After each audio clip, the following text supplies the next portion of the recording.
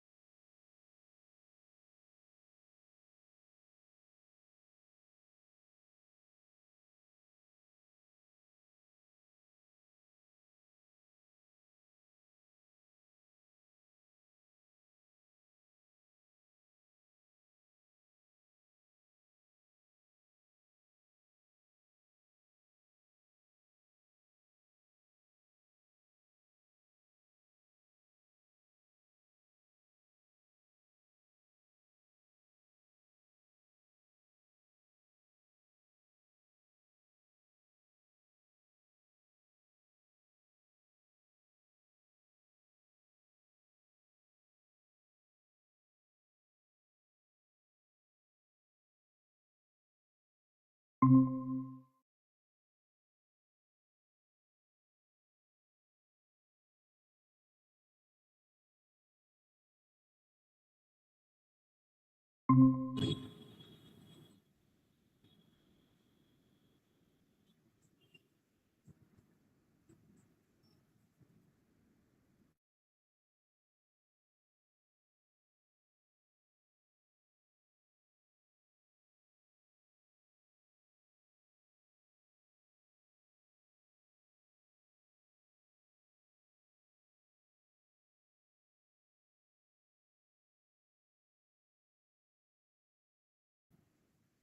Hello.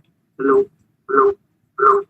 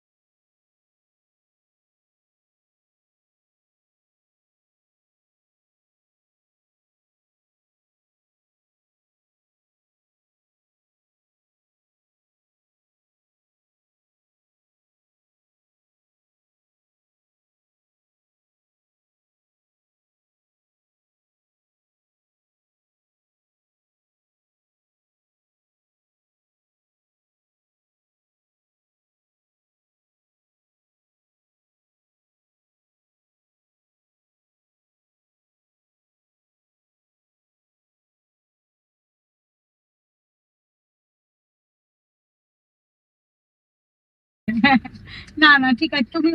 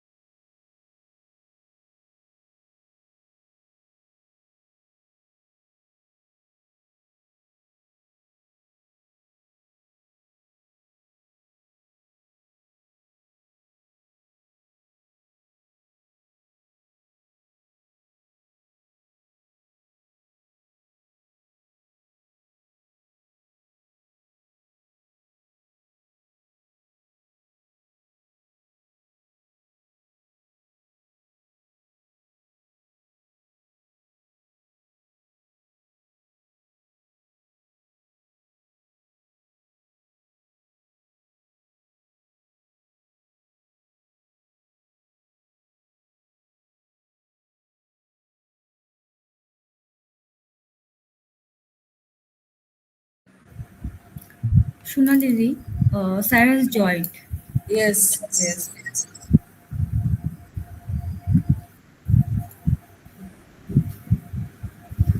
Welcome, Dr. Long. Good Thank you very evening. much. Thank you, and good evening to you. Namaskar. Namaskar. I am Janata Bor Oh, nice to from meet you. Sivanath College. Thank you. Namo Namaha. Thank you for inviting me today. Namo Namaha. I am Dr. Netravati, astrologer from Shimoga, Karnataka. Ah, namaste. Very nice to meet you. Thank you. Sonali the principal ma'am কি join করেছেন? দেখছি দাঁড়া।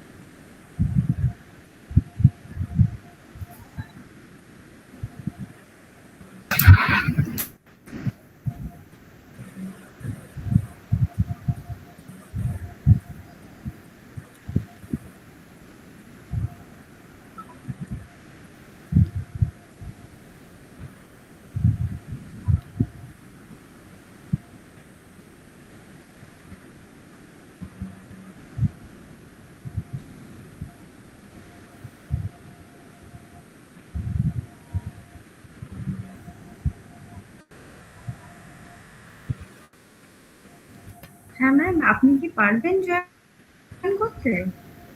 না, আচ্ছা, করছেন না তো। তাহলে আমি ম্যাম শুরু করে দেওয়ার জন্য হচ্ছে। ঠিক আছে, ঠিক আছে, আপনি join করে গেছেন।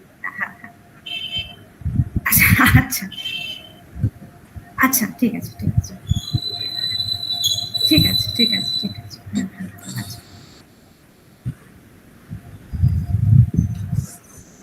সোনালি দি, হ্যাঁ, প্রিন্সিপাল ম্যামের সাথে আমার ফোনে কথা হলো, উনি জয়েন করতে পারছেন না, একটা অন্য মিটিং এ আছে। আচ্ছা। ওকে, দেন স্যার, you can start. জনতা, হ্যাঁ, please. sir, on behalf of Sivanath Sastri College, I am delighted to extend a warm and heartfelt welcome to you, sir. Thank you for joining with us. Uh, Good evening, everyone. Now, I will hand it over to Shonali Di. Please take charge on this event. Thank you. I am Shonali Chakraborty, Sivanath Sastri College Education Department.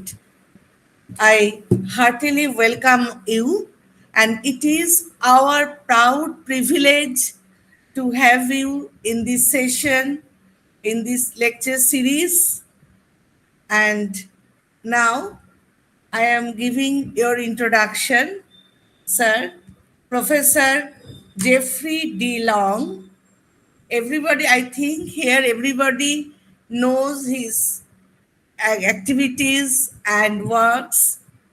Our philosophy students and colleagues also read your books, so you are not any unknown person to us. Sir is Associate Professor of Religion and Asian Studies, Chair, Department of Religious Studies, Elizabethtown, US. His main research is on philosophy of religion with concentration in Hinduism, Buddhism, and Jainism. He studied at University of Chicago Divinity School, and he has many papers published in Prabuddha Bharat, which is known to us, which is very close to us. And he, every time, he has shown the inclusiveness and plurality of Indian religions, Indian culture, and that is his all his writings. It is reflected as far as I have read. And sir, beyond Hindu nationalism, pluralism, Jainism, inclusiveness are the keywords of his writings and researches. Sir, again, welcome you from our college, from our country also. Please, you go ahead with your lecture. Thank you very much. Namaskar, and thank you for that very kind introduction. I'm grateful for the invitation to speak and share some of my recent work with all of you. And my presentation today is on a somewhat new topic for me. It's one I've been interested in a long time, but I've just begun turning my attention to it. So if I can share my screen, let's see. All right. I'm having a little difficulty sharing my presentation. Let me try again. No, it's not appearing. So I might have to present without showing you my pictures and my PowerPoint today, because that does not seem to be functioning here. Let's see. I will try. Let's see. Is my slide presentation visible? Yes, sir. Yes, sir. Yes, sir. Okay, Yes, sir. okay, Yes, good. sir. Very good, very good. It's hard to tell from mine, but if you can see this title, Beyond the Senses, Yogic Perception as Intrinsic to Indian Knowledge Systems, if you're seeing that and this picture of someone with in a meditative posture with the chakras all lit up, if you're seeing that, then that's good. So, okay, thank you. Then I shall begin my presentation. So I'm talking about what I'm calling yogic perception. And the definition I'm using is very broad. I am using it to refer to modes of perception that go beyond the conventional 5 physical senses, the senses of sight, hearing, smell, taste, and touch, which are discussed extensively in the Indian philosophical systems. This is a mode of perception that extends beyond what is available to those 5 senses.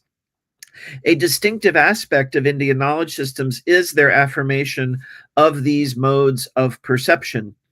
The doctrine of sensationism, which has come to predominate in much of modern Western philosophy, places a priori limits on human capabilities, and these limits are not borne out by the available evidence. To phrase that a little more simply, there are many, many people, many, many accounts that have been given from all over the world, not only India, not only America, but all over the world. There are people who are sane. Their brain is working perfectly well. They're not schizophrenic. They're not having hallucination. They are functional. They are able to do their work and live in the world perfectly well. They're not suffering from a mental illness. And yet they have had very strange experiences, experiences that are not easily explainable or really not explainable based on the dominant paradigm in the Western world, that material understanding based on the 5 physical senses is not adequate to explain these experiences. So they tend to be dismissed or just left unexplained. And what I want to suggest is that the Indian knowledge systems will do a better job of explaining these phenomena than the dominant system in the Western world. An openness to the possibility of yogic perception would enable a greater engagement on the part of the scientific community with phenomena like telepathy, past life memory, and so on. There have been scientific studies of these phenomena, but on the whole, it's not taken very seriously because the dominant paradigm does not allow these things to be possible. They're, in effect, ruled out a priori. So, being open to these things could potentially lead to cultivation of largely untapped human potentials. It could be that, and this is what the Indian traditions teach, that there are ways to cultivate some of these experiences and abilities. And if this would be accepted by mainstream science, then that would be a very powerful thing. It would enable the further exploration of these dimensions of the mind, dimensions of consciousness. It would address also the reality of paranormal experience in a more adequate way than has been possible within the dominant sensationist paradigm. Now, I want to be very careful here and explain what I mean by the reality of paranormal experience, because I don't want to be taken as naively assuming that everything everyone says about their experience is true and correct. It is certainly possible for people to be deluded. It is possible for people to be mistaken about their experiences. And there are all kinds of ways that one might experience something unconventional that then has a very conventional explanation. But there are accounts that do defy such explanation and that are much less easy to accommodate. And because the paradigm that we have does not really allow for these things to be real, the people who have these experiences, very often they're dismissed. They're told that they have a mental illness, or they're afraid to speak because of the likelihood that their experience will be dismissed. When I say the reality of the experience, that does not necessarily mean that what the person is experiencing, maybe let's say they have a vision of some kind, it doesn't mean that the thing that they saw in their vision is really there necessarily, but the experience is real. The experience, in fact, sometimes can be very transformative. It can even be therapeutic. There have been people who have had paranormal experiences that have helped them to heal from traumas that they've experienced in their life. And so, again, if our paradigm does not accommodate these experiences, there's this whole dimension of life that we're neglecting.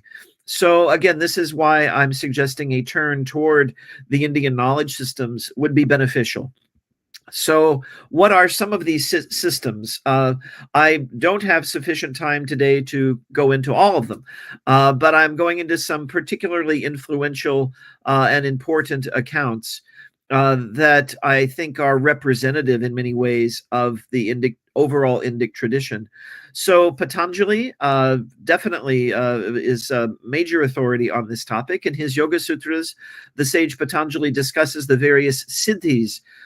This literally means perfections, but it refers to abilities that arise. According to Patanjali, these can arise through the practices of concentration, dharana, and meditation, dhyana. Especially dharana. And the commentators on the Yoga Sutras have gone into this in great depth, that practices of concentration on a particular phenomenon can lead to the experience of perception of that phenomenon at a subtle level that is beyond what we normally perceive with the senses, but going into the depth of the nature of the thing itself. These commentators come all the way up to the modern period. Swami Vivekananda, in his work Raja Yoga, which is to a great extent a commentary on the Yoga Sutras, goes into this topic in great depth. He talks about the power of concentration and the various abilities to which it gives rise. These abilities include forms of perception that go beyond the conventional physical senses. So you have various siddhis that aren't involved in perception. They're involved in other things, like changing the mass of one's physical body, for example, becoming very large, becoming very small. These things are all described, but I'm interested in perception specifically. So the siddhis that pertain to perception, you have pratibha, intuition, which basically means an insight into the nature of something that is spontaneous, that is direct, that is not mediated through the senses. It is a direct experience of the nature of the thing itself.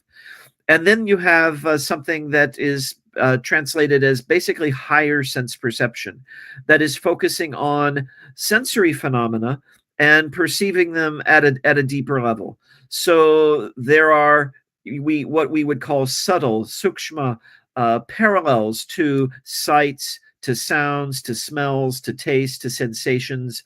The phenomena that are experienced in the dream state would include subtle versions of the five senses, but also experiences that are reported in the scriptures and by living practitioners of having a visionary experience of one or more of the deities.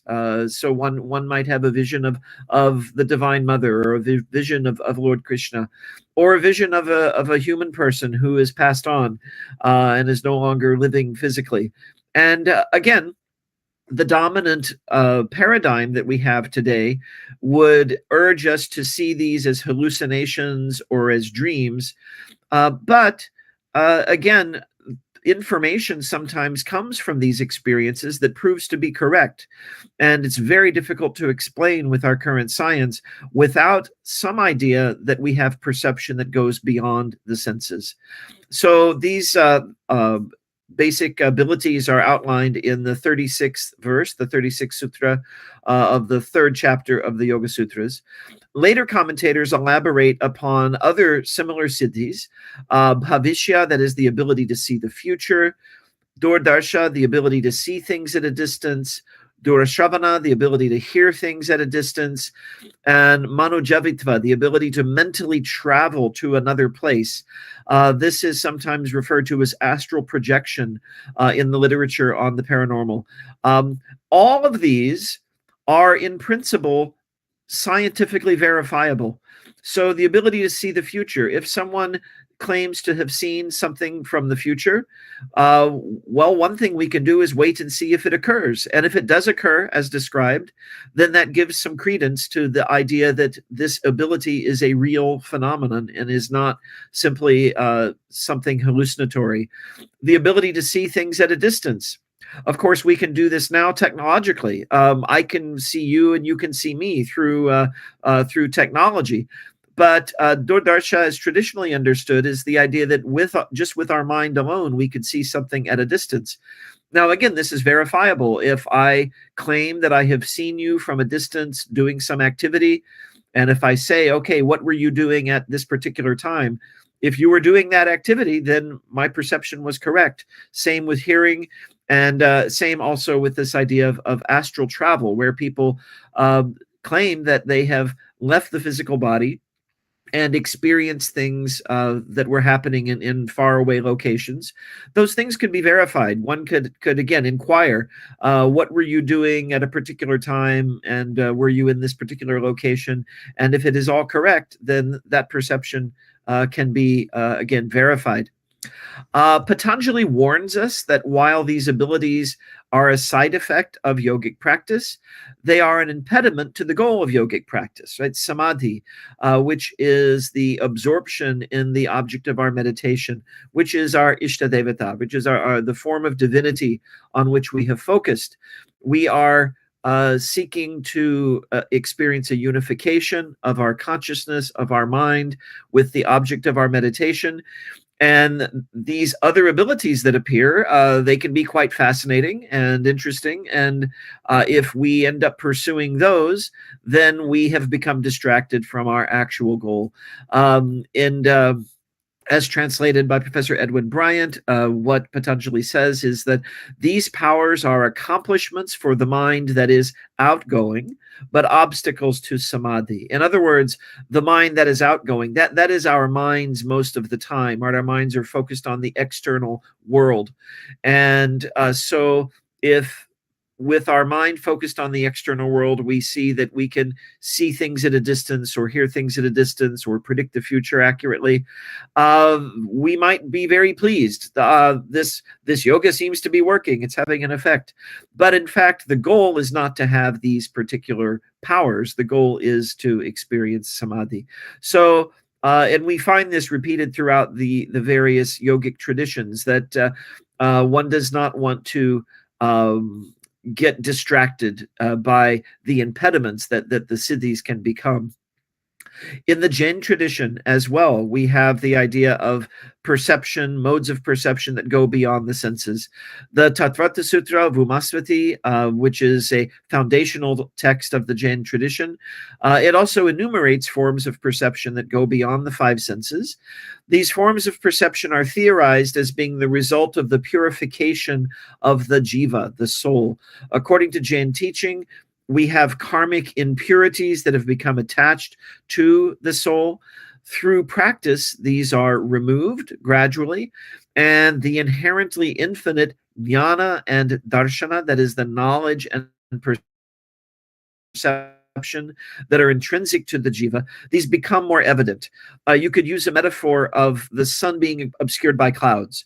So the sun would in this metaphor represent the jiva with its inherently infinite knowledge and perception, its infinite awareness. But this has been clouded over by the karmas. And so the karmas are like clouds. They can block out the sunlight. But through sadhana, through practice, especially through ascetic practice in the Jain tradition, one removes gradually these impediments. And so the clouds part and the sun shines through. And this is a gradual process. So the sun is not immediately showing in its full intensity. It's happening gradually. And this manifests as a gradual increase in our mental capabilities. So in other words, it occurs in stages. And in the Tattvata Sutra, these stages are described as various forms of knowledge. So there are the empirical, the verbal, the clairvoyant, the telepathic, and the omniscient. So what are these? The first two, the empirical and the verbal, are acquired. The remaining three are inherent. That is, the clairvoyant, telepathic, and omniscient knowledge are part of the inherent nature of the jiva. The empirical and verbal knowledge we acquire through the senses, right? So while the karmic impurities are still covering up the inherent nature of the soul. So empirical knowledge is produced, in other words, by the senses and the mind, which are themselves products of karma. Verbal knowledge is dependent on empirical knowledge and consists of authoritative teachings. And so just to linger on this a moment, in many ways, this is parallel to the traditional pramanas that we see affirmed in many of the other darshanas, the other systems of Indian philosophy. So empirical knowledge through the senses, so that is pratyaksha, right? That is sensory perception. So it's knowledge of the external world mediated through the power of the senses. And then the mind operates upon that sensory data and creates an experience. And so this also includes reasoning about our experience. So anumana, for example, is there. Verbal knowledge, this is kind of like the Shabda Pramana. This is the authoritative teaching of those who have seen more than we have, who have seen reality to a greater depth. And so their teaching is reliable and authoritative. Of course, the controversial thing about verbal knowledge is that there is debate about which authority to affirm. So in the Jain tradition, of course, it's the teaching of the Jinnas, like Lord Mahavira, that is accepted. In the Buddhist tradition, it would be the teaching of the Buddhas, including our Buddha, Shakyamuni. And then, of course, in the Hindu traditions, the Vedic traditions, the Veda is the authoritative knowledge. But the basic principle is that there are those who know more than we do, and we rely upon their knowledge. And in fact, we do this in the conventional world all the time. We listen to what scientists say about disease, for example, or about the nature of the physical universe, because they've studied that and they know it well and they've done the experiments. And if we're not scientists, we have to rely on their knowledge. So in the same way, it's said that those who have explored more deeply the nature of the soul and the nature of reality, rely upon their knowledge. But that's also dependent on empirical knowledge. You have to hear, you have to read. These are all things we do with the senses. Verbal knowledge, Shrutam, is analogous, again, to the Shabda Pramana of other systems of Indian philosophy. If you think of Advaita Vedanta, right, you have Shravanam, Mananam, Nididhyasana, right? So Shravanam is like Shrutam. You hear the words, the authoritative words, then Mananam, you reflect upon them. These are both empirical knowledge. The Nididhyasana, that's the contemplative knowledge, which is then taking us to a deeper level. And in the Jain tradition, the next stage of that deeper level is the stage that gives rise to clairvoyance. This is avadhi. This is awareness of objects from a distance. So it's said that when you reach a certain stage of spiritual practice, you start to have this ability. You start to become aware of things that are happening far away. Telepathy, manoparyaya, that is the ability to be aware of the content of other minds, reading the thoughts of other people and animals and other living beings. And then the final stage, you have omniscience, kevala, which is awareness of everything. And in its absolutely purified state, the jiva possesses this quality of kevala. It's all-knowing.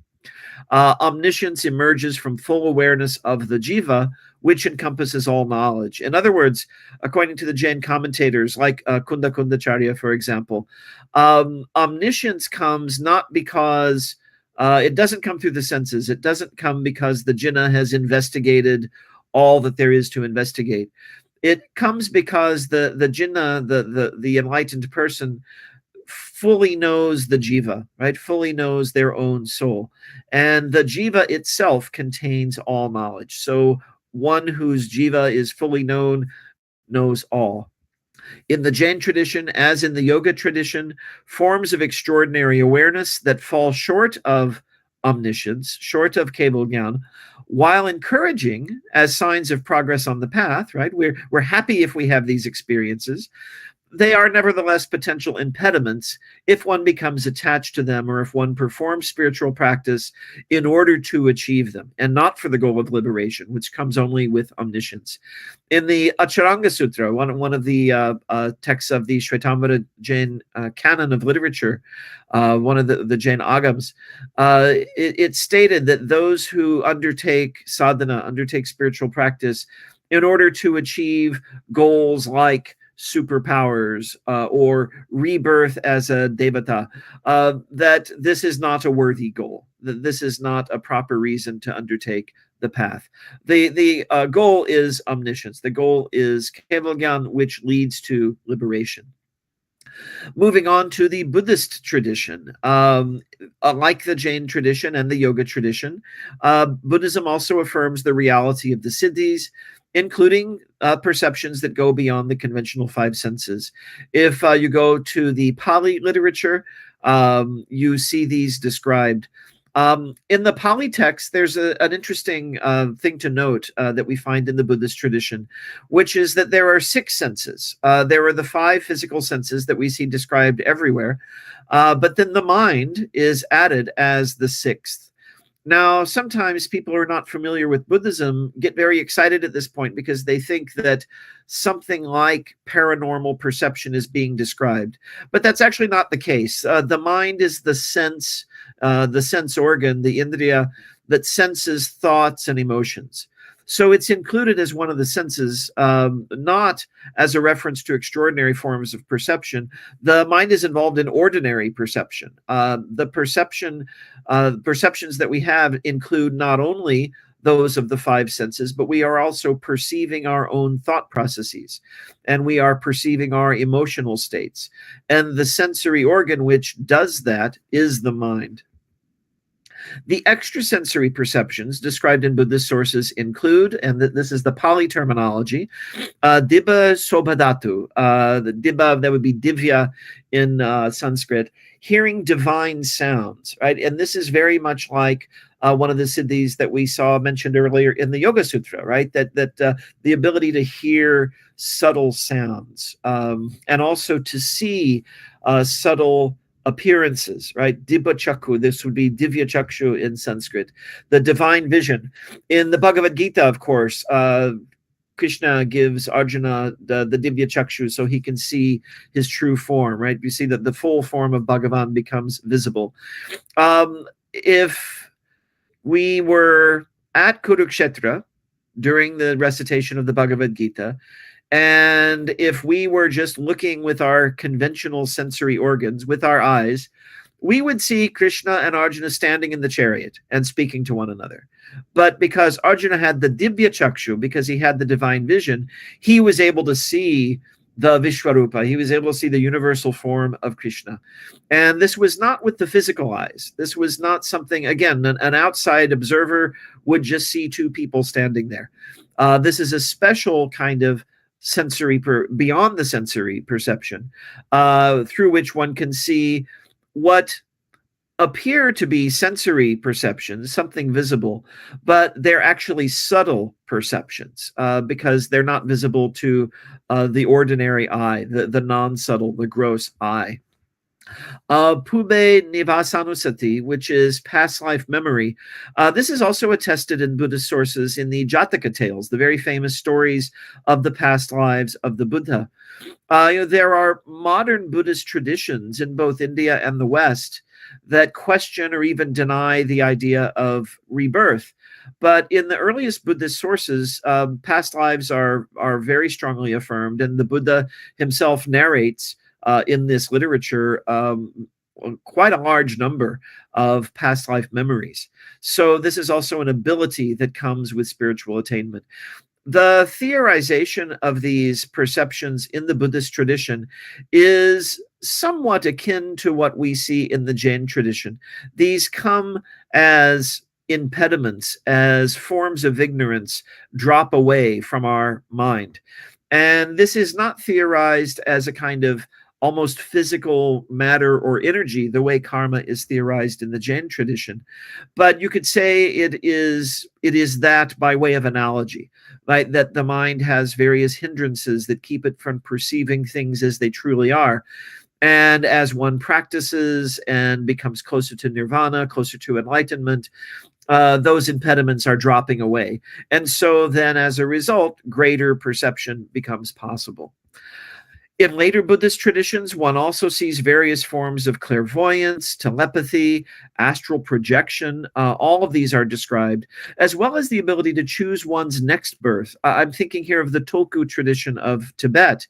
In Tibetan Buddhism, of course, very famously, bodhisattvas, advanced beings, have the ability to choose the time, the location, and the conditions of their next birth. And most famously, the Dalai Lama, the succession of Dalai Lamas, is believed to be a singular bodhisattva, Avalokiteshvara, coming back into the world again and again by choice in order to help suffering beings. And the Dalai Lama is believed to be one such living bodhisattva. I had the great privilege of meeting His Holiness about 12 years ago in Delhi at an event. And it's fascinating because you see that this idea that is so deeply doubted in the Western world is the foundation of a whole way of life traditionally in Tibet. The Dalai Lamas, the entire Tibetan system of government was for many centuries founded upon the idea of these siddhis, right? That there are people who have the ability to choose the time and the place and the condition of their return. And there are ways that can be tested, they can be located, and then they can resume their duties as Dalai Lama. Of course, there are other tulkus as well attested in Tibetan traditions. So one sees in Buddhism much the same kinds of things that one sees in Hindu traditions, like the yoga tradition, in the Jain tradition as well. And just to add a little bit to this, we also see in the Buddhist tradition the same kind of discouragement toward practitioners from indulging too much in these kinds of abilities, right? These abilities, fantastic though they may be from our conventional perspective, are not the goal of spiritual practice. The Buddha, like Patanjali, discourages his followers from using their siddhis, seeing them as a potential impediment to nirvana. He he perceived that someone might be tempted to use these abilities for worldly purposes, like making money, for example. If you could make predictions about, say, the stock market, you could make all kinds of money, right? But that is not the point of spiritual practice. And so these are seen as an impediment to nirvana. And there's a beautiful and very humorous story from the Zen Buddhist tradition of Japan, of a novice monk who begins meditating. He's new to the practice, but he's very diligent. And one day he has an incredible vision of a celestial palace and divine beings and Buddhas and Bodhisattvas and great dragons. Dragons are symbols of enlightenment in the East Asian Buddhist tradition. And the vision is so powerful and so wonderful, he believes he must be very close to enlightenment. So he rushes to his master, his teacher, to tell him what he saw. And he describes in great detail and with great excitement to his teacher what he saw in his vision. His teacher listens closely and then sort of yawns in boredom and says, just keep meditating, it'll go away. So this wonderful vision is something to just be ignored. It'll go away. It's a delusion. It's not anything to be fixated on, right? So again, we're told that the siddhis are not the goal, but it's taken for granted that they are real, right? And in fact, the very fact that there are prohibitions against the use of siddhis in the Vinaya, in the Buddhist manual of right behavior for monastic practitioners. The very fact that there's a rule there means that it was taken for granted that these are real. These are something that actually can occur, that there are such phenomena.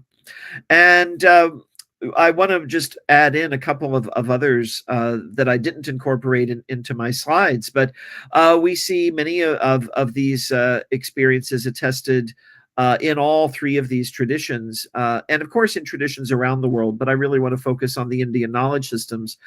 One very powerful experience that is attested, especially in tantric traditions, is Shaktipat, right? The experience of the awakening of the Kundalini, the coiled energy at the base of the spine, and the activation of the chakras. And this is something that people have experienced and described, and their descriptions are consistent across different traditions. These are people who are not necessarily talking to one another, but they seem to be describing the same phenomenon, which suggests that just like any sensory phenomenon, they're describing something real, right? If someone sees an animal with horns and a tail and four legs, and it gives milk and it goes moo, we say, oh, you've seen a cow, right? We don't have to be there because we know what a cow looks like. Similarly, if people are describing similar extrasensory experiences in different traditions and in different locations and different times of history, and if they haven't read about or heard about the others, it suggests that they're all experiencing a shared phenomenon. So again, I'm arguing that this is something that should be taken seriously, as the Indian traditions do. So again, the reality of the siddhis is affirmed in the Buddhist tradition, just as it is in the Hindu and Jain traditions. Now, when we come to modern Western thought, we see a very different sort of paradigm. Now, there are abundant accounts of paranormal experiences in the West as well, but we'll see that the mainstream of philosophy has not tended to take this very seriously, certainly in the modern period. The German thinker Immanuel Kant has had a massive influence on all of modern Western philosophy. I would say to a great extent, he is responsible, I think, for much of the modern current paradigm.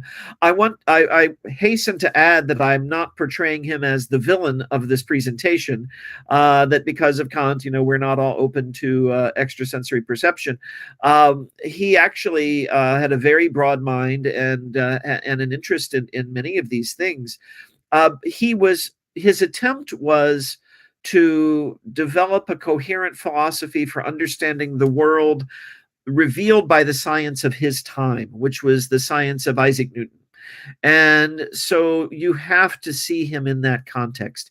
And when he's describing what we could call the Newtonian level of reality, he's quite good. I mean, there's and in fact there are aspects of Kant that you can see that parallel things in the Indian knowledge systems as well. But I want to focus on this particular issue of extrasensory perception. So, according to Kant, we have no direct access to the world outside our minds. And this is really the key point that I want to make. And this is in contrast with the Indic concept of yogic perception, where there is unmediated knowledge of other realities, external realities. So, according to Kant, our experiences are of phenomena. They are a result of sensory data from the outside world being processed by the categories that shape our consciousness. This is kind of similar to what we saw the Jains saying, right, about empirical knowledge, that it's a combination of the senses and the functioning of the mind. And so the mind functions to organize the sensory data into what we have as a coherent experience, the experience of a world.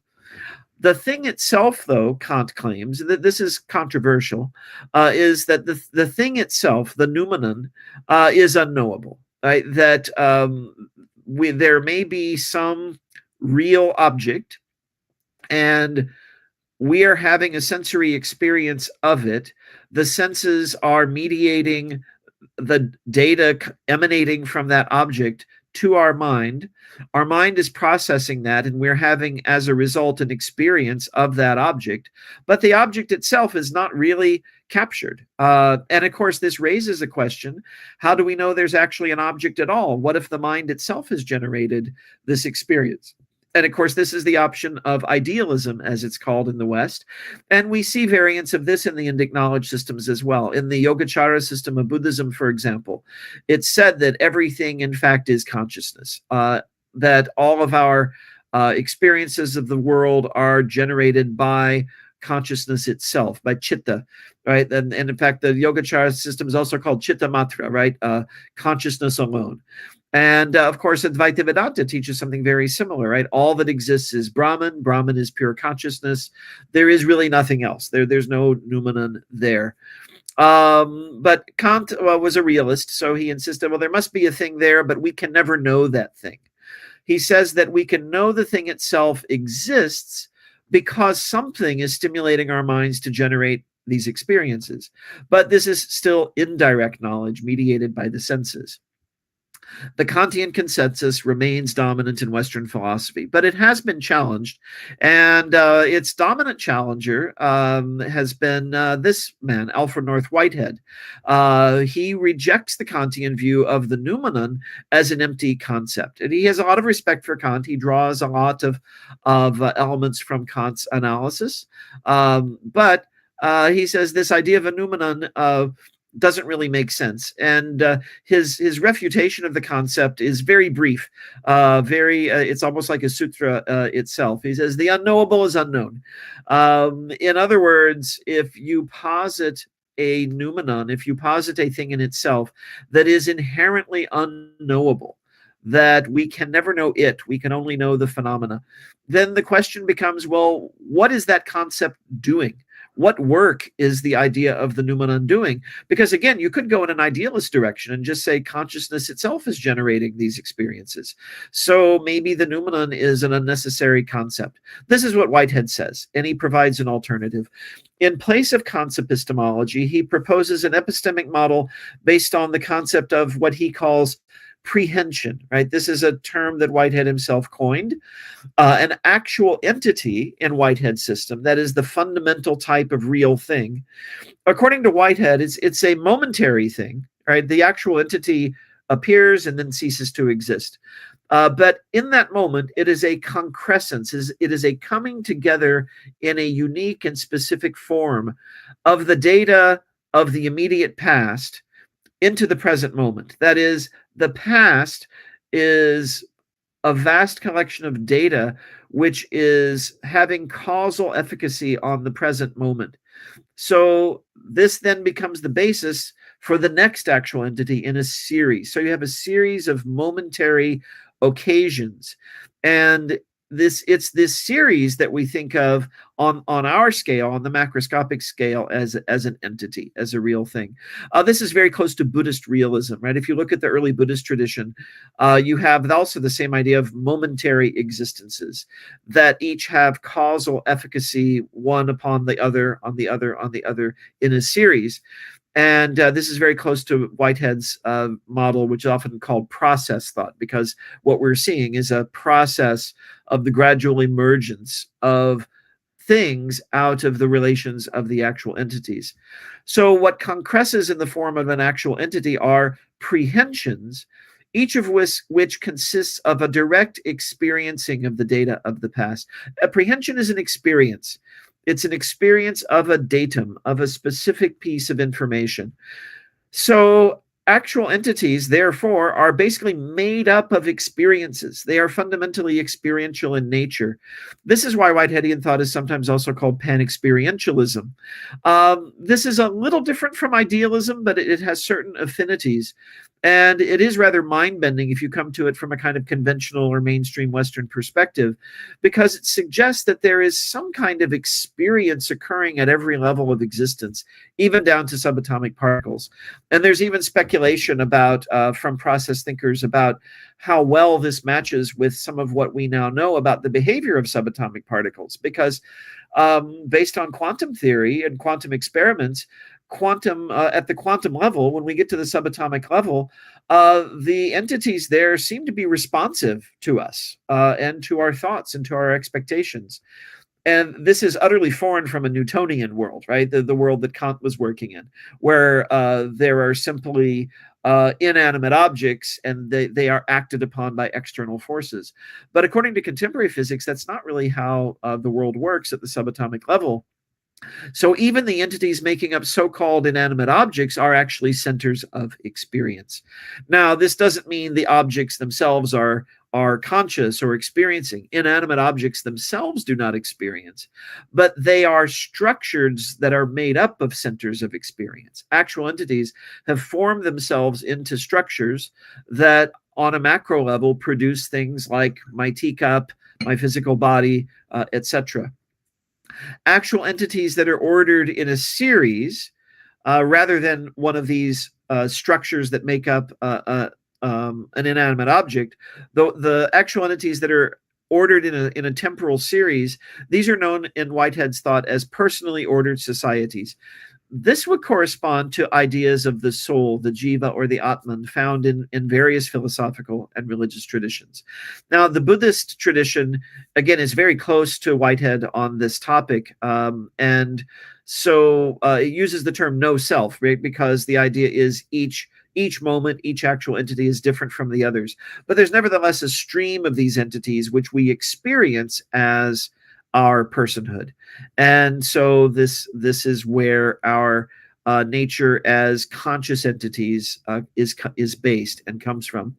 Because actual entities prehend one another directly, there's no intermediary. Sensory perception, according to Whitehead, happens at a fairly high level of evolution, and he's talking at a very, very basic subatomic or sub-subatomic level.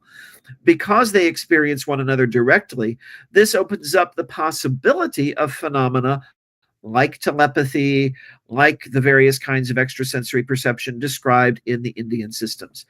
Because at the core of our being, there is something that is directly experiencing the data that is given from the other entity. Whitehead's philosophy is partly inspired by the work of and thought of William James, who took very seriously and sought to investigate claims about psychic phenomena, and who was and even though he was quite skeptical himself, James was frustrated by what you could call the dogmatic skepticism of many of his contemporaries.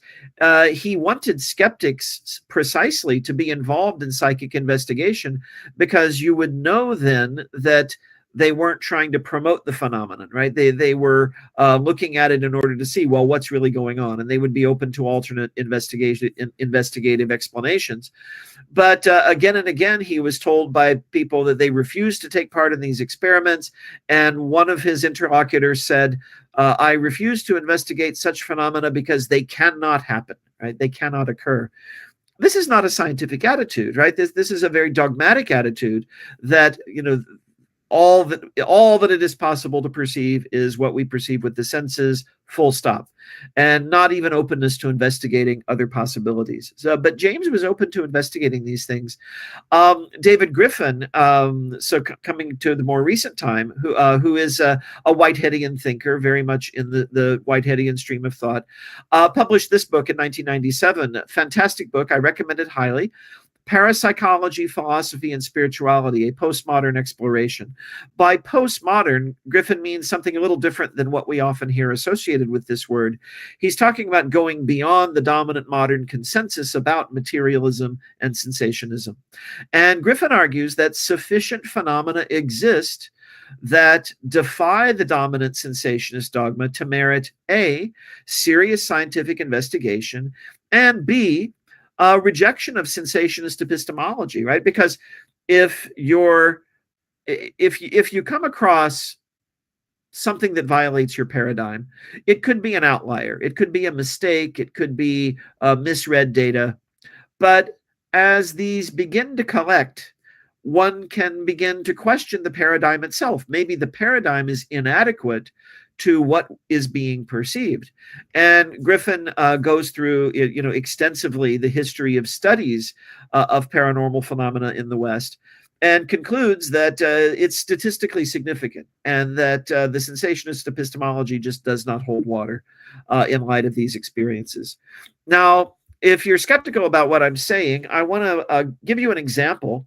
And I'm hoping this will play, and that it will be visible and audible through our system. It's just a short video, and I'll give you just a quick explanation. Some of you might have heard of the late Dr. Ian Stevenson, who collected hundreds of accounts of children who claimed to experience past life memory. And what he did was to tried to see if any of these could be confirmed or refuted. And of course, for a lot of them, the data was insufficient or there were contradictions. But for a substantial number of them, the memories, once you could control for the possibility that the child had been told something or had been exposed to some information from another source, once you've controlled for that, once you've eliminated that, you're left with the fact that there are children that seem to have a lot of information in their minds about things that happened in other lifetimes that they should not know, right? That there should be no other way of them knowing. A particularly powerful example of this was a little boy named Ryan Hammonds, who was from the state of Oklahoma in the US. His parents were not believers in rebirth, not believers in the paranormal, and so on. But he had these very detailed memories. And so they took him to Dr. Jim Tucker at the University of Virginia, who is the successor of Dr. Stevenson in this work. And well, I'll just let you see the video. It speaks for itself. We're back now with a tale that you have to hear all the way to the very last twist. A young boy who says he remembers things he couldn't possibly from a time long before he was born. That's according to his mom. She turned to experts of the mind for some answers. NBC's Cynthia McFadden tonight with the incredible story of what they found.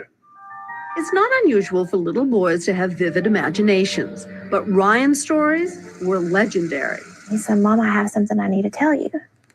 I think I used to be somebody else." And he started just telling me these stories about how he had lived in Hollywood. His stories were so detailed. It just wasn't like a child that could have made it up. Ryan talked about dancing on Broadway, working for an agency, traveling the world, being married 5 times. He even said the street he lived on had the word rock in it.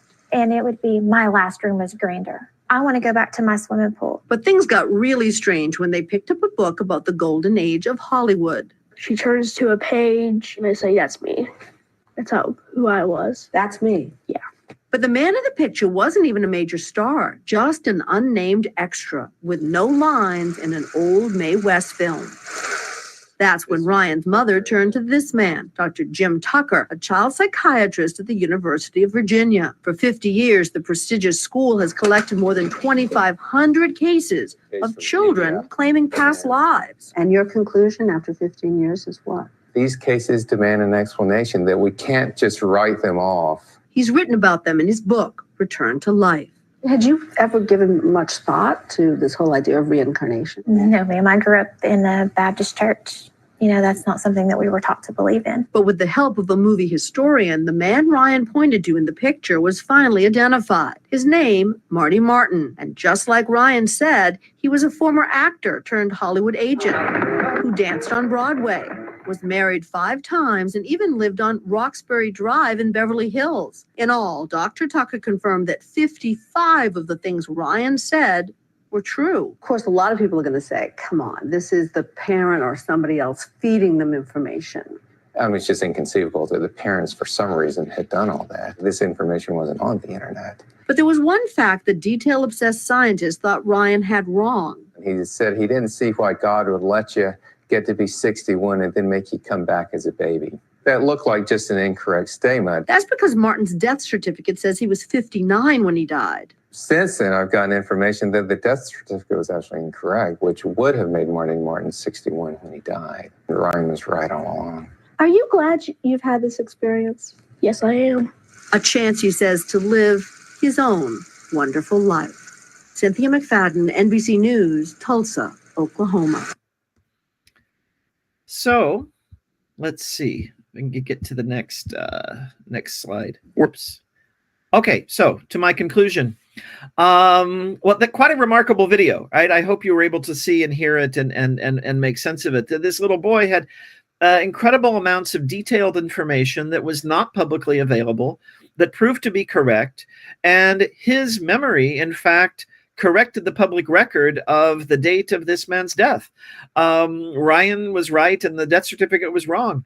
That's really amazing. It really does suggest that there has to be some non-sensory based, some non-localized form of causation that really can't be accounted for in a materialistic and a sensationist model of reality. It's completely consistent with Indian knowledge systems, though. Indian knowledge systems, with their openness to yogic perception, provide a ready explanatory framework for otherwise unexplainable phenomena, such as past life memory, telepathy, precognition, clairvoyance, and so on. And again, I'm not saying that every person's claim to have had such experiences is necessarily true. Most of them are probably not, in fact. But it only takes a few to show that the dominant paradigm is not adequate as an overall explanation of reality. And so this is a mandate to take these things seriously and investigate them. The most rigorous tests should, of course, be utilized in determining the veracity of these claims. But rigor does not mean dogmatically rejecting all these claims out of hand because they don't fit the sensationist paradigm. Maybe the problem is with our paradigm. In this way, those who have paranormal experiences can be taken seriously and not marginalized from mainstream society. And maybe we might all learn something from them and from their experiences, as the Indian traditions have been doing for many centuries. So that's the conclusion of my formal presentation. I think maybe we now have time for questions, but I thank you for patiently listening to all of that, and I hope it was clear and useful to you. So thank you very much.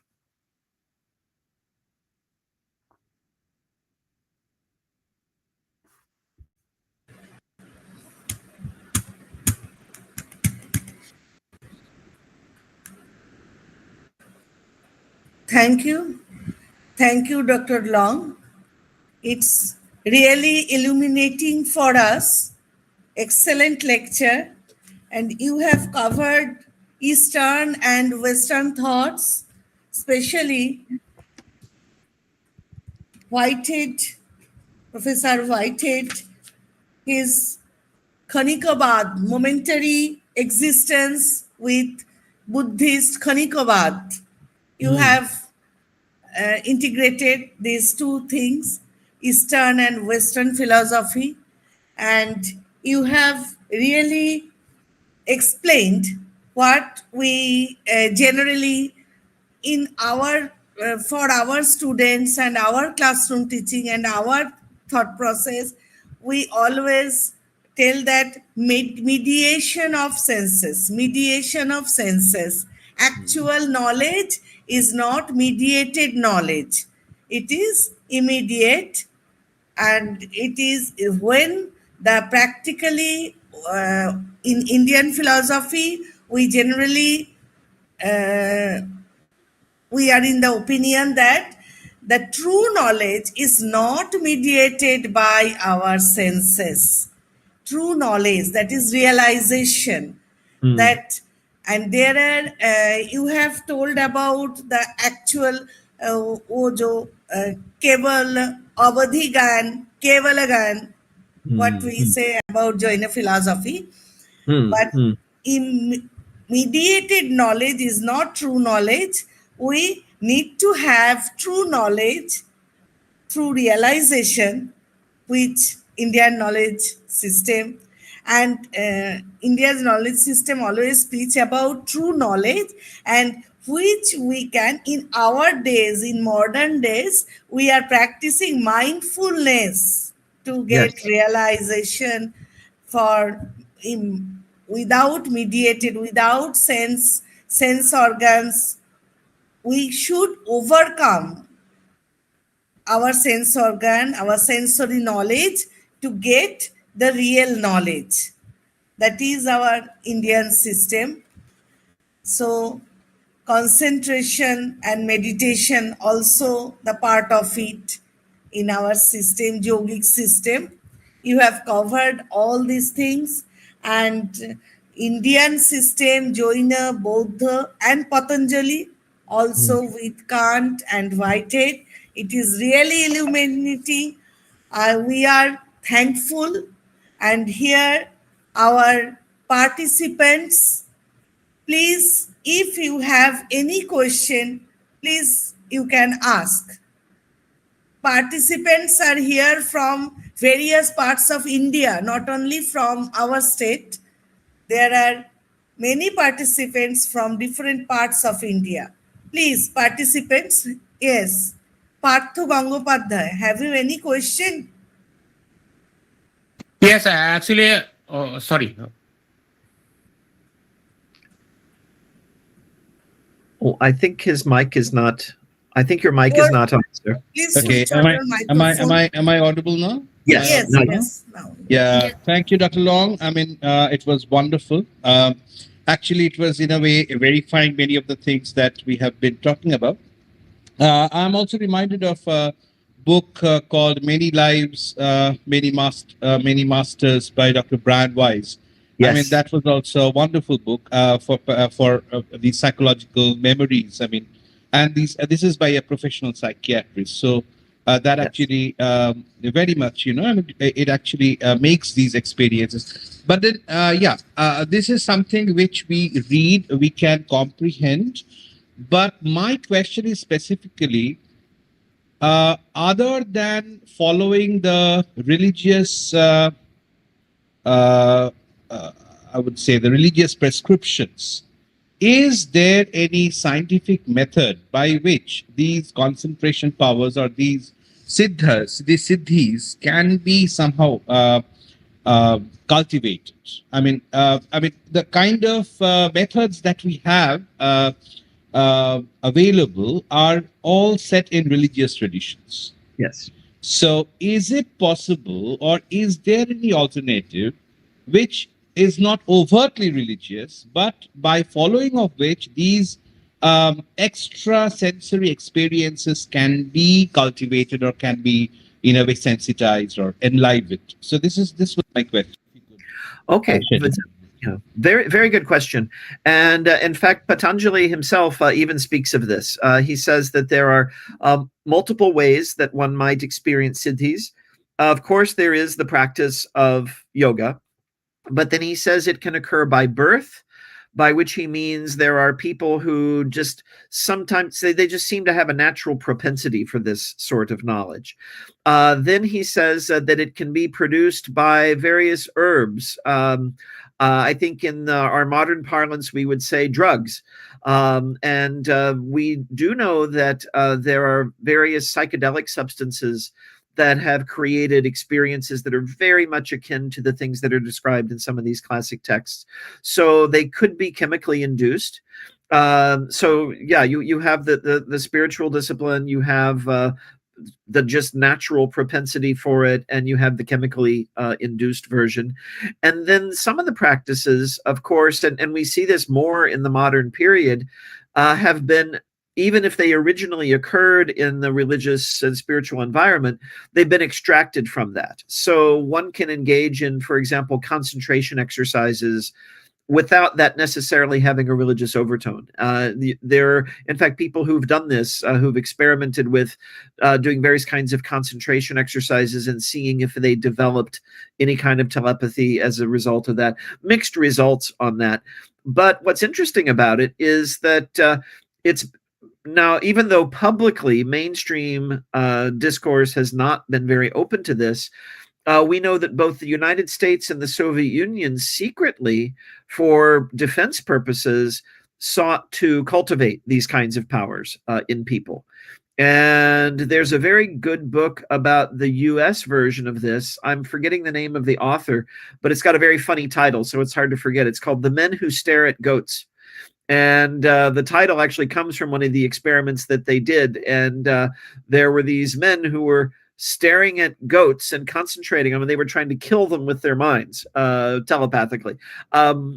Apparently, a goat did die during the experiment, probably accidentally, but this created great excitement in the military. So, we can assassinate people telepathically. And so they were really doing it for quite nefarious purposes. But it's interesting that they took it seriously enough to pursue it.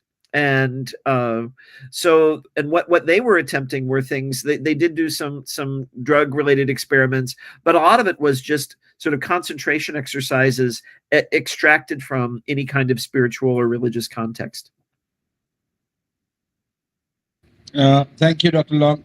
In India, this is quite a reality. If you go to these ancient cities like Varanasi, or you're going to Jain, this is quite a reality. I don't know why science does not agree to it, but this is a reality.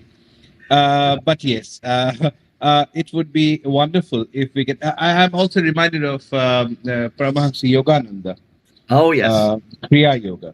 This is something which became very popular in the US, and that was something that is also a fascinating book, the autobiography of the yogi. Yes. But I was wondering if we could pursue these kind of extra sensational experiences without following a particular religious tradition. But anyway, thank you for what you said. You have enlightened us a lot. Thank you so much. Very kind of you. Thank you very much.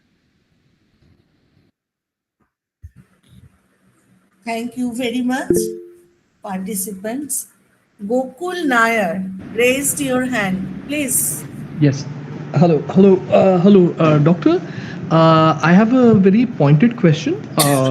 It is that is there any way that we can use this, this information and this knowledge to for a in a industrial kind of way, the way people make any electronic good in exactly the same way, use it to generate money and then further research on the same, because what this field actually lacks right now is enough of funding. Thank you. No, that's a very good question. Yes, I can envision applications of this type of knowledge and these types of abilities. Now, the area that has been of particular interest to me has been past life memory. And so in terms of industrial applications, I can't think of anything immediately.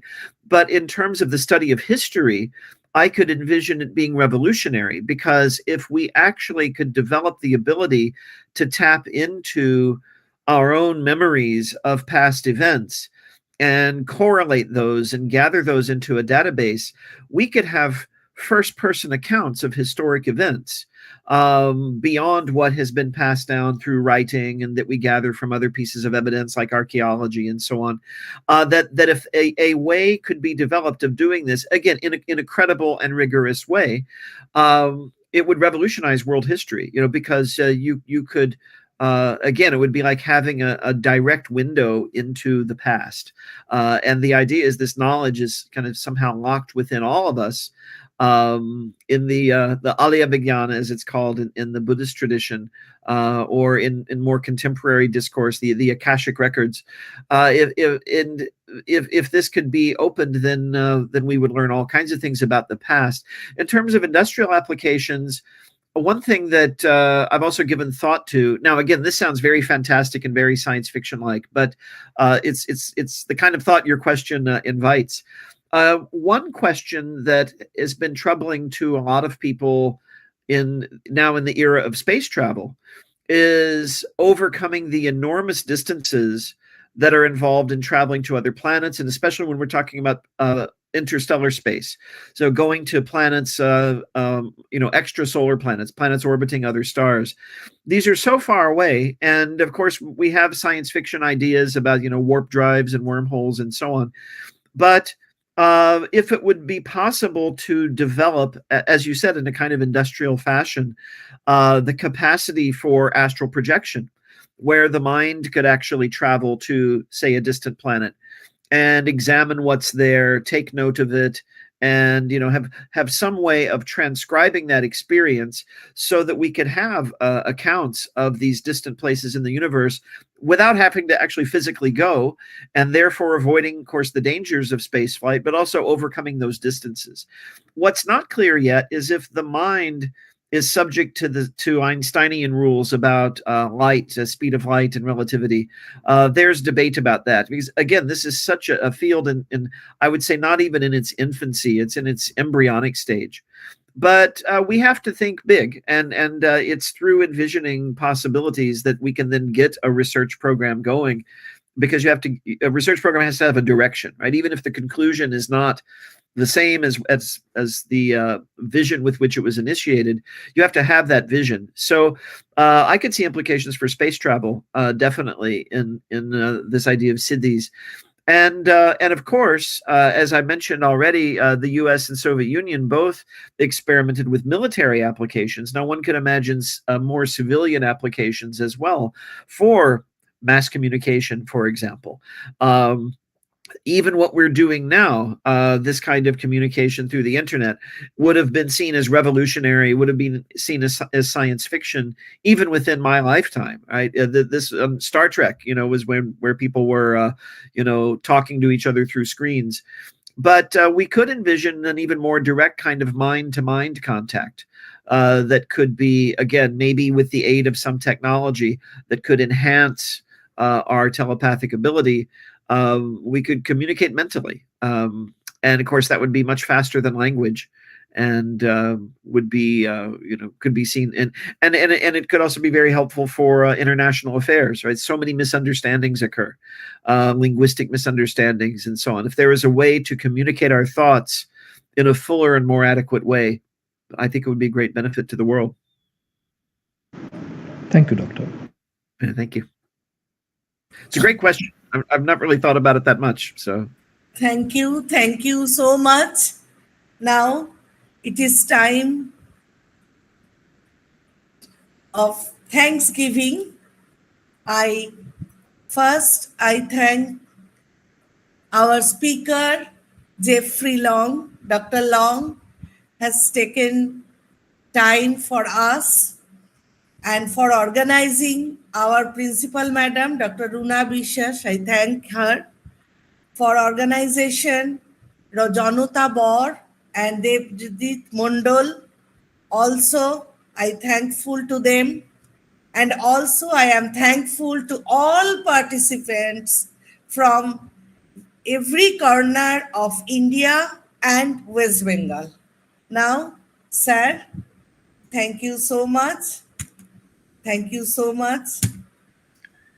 Thank you. Thank you, sir, for accepting our invitation. Thank you. Thank you. Thank you for having me.